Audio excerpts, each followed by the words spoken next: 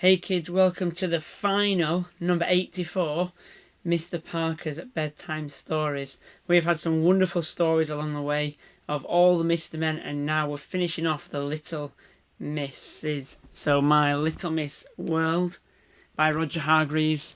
On our last one tonight, it's been wonderful to read all these stories with you guys. I hope you've enjoyed them as much as I have. And for one last time, let's have a story together. It is Little Miss Inventor. Bit of a new one. By the way, I love how she has all those items coming out of her afro hair. That's great. Little Miss Inventor was as bright as a button.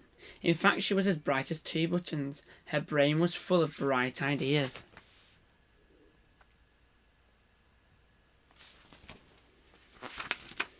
Bright ideas that she turned into inventions in the shed at the bottom of her garden. Looks like she's hard at work there, doesn't it? Now Little Miss Inventor lived in an extraordinary house, a house that she had built herself, a house on wheels. How clever was that?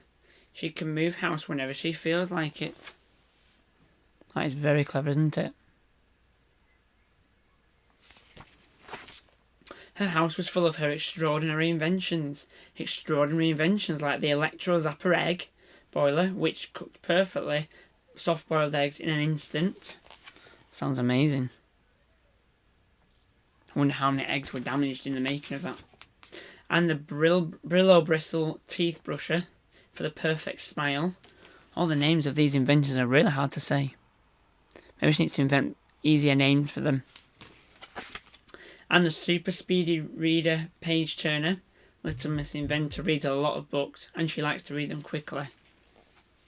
Wow, you have to read very quickly to read all that properly.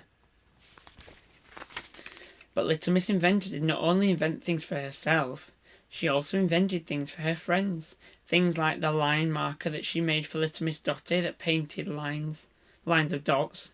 Now Little Miss Dotty can leave a trail of dots wherever she goes. I wouldn't like to have to clean up all that paint though. She must be doing it on the snow because it's white. And then you can see the green.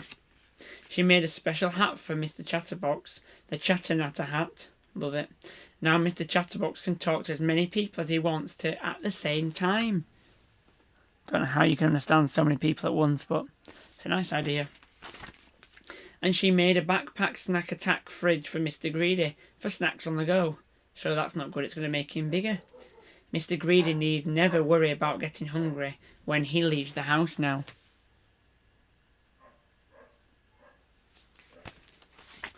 However, last week, Little Miss Inventor had a very testing time. Normally she has no problem thinking up ideas, but last week she was given a challenge that left her with no idea what to invent. She had to make a birthday present for Mr. Rude, and she did not have a clue. What present do you give to someone who's rude all the time?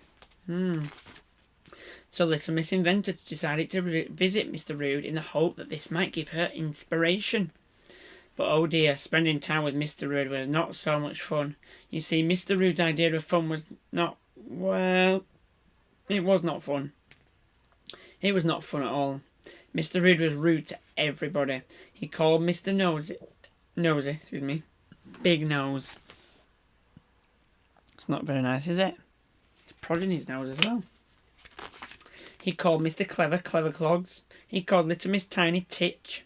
And he called the waiter in the cafe lazy. Poor Little Miss Inventor. What could she invent? What could she invent for such a horribly rude man? I would maybe invent something to go in his mouth that turns his insults into compliments. Maybe that's something. And then in the middle of the night she woke up with an idea. One of her brightest ideas ever. Little Miss Inventor set to work the very next morning and she invented a machine that made noises. But not just any old noises. Oh, maybe I was closer than I thought. She made rude noises. Think of all the rude noises that you have ever heard, and those are the noises that Little Miss Inventor's machine made. And there were some noises that you have never heard. Like Mr. Impossible's hiccuping, burping, all in one raspberry. The machine was hilarious, and Mr. Rude thought it was brilliant. It was the best birthday present he'd ever been given. Hopefully it'll stop him being rude in what he says. But the best thing about Little Miss Inventor's rude machine was that Mr. Rude no longer upset everybody. He'd just make them laugh, wouldn't he? Now when he meets people, he makes rude noises, and that makes everybody laugh. Oh, what a great way to finish with someone who's been really helpful to solve a situation. Isn't that great? Well, that is the end of Mr. Parker's bedtime stories. I hope you've enjoyed them all, and if you ever want to watch them again, they're all on YouTube on my channel for you to enjoy for years to come. I'm not going to take them down, so feel free to watch them again and again and jump back. I've forgotten what we even read even a week ago, never mind 4 months ago when we started these. I hope you've enjoyed them just like I have, and hopefully you'll keep reading stories to yourself at bedtime, or younger siblings or cousins and friends as well.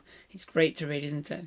So it's a goodbye from Mr. Parker's bedtime stories for now, and I hope you've enjoyed them, and I hope you have a great summer holidays whatever you are up to, and I hope that you keep safe too. For the last time, see you later guys.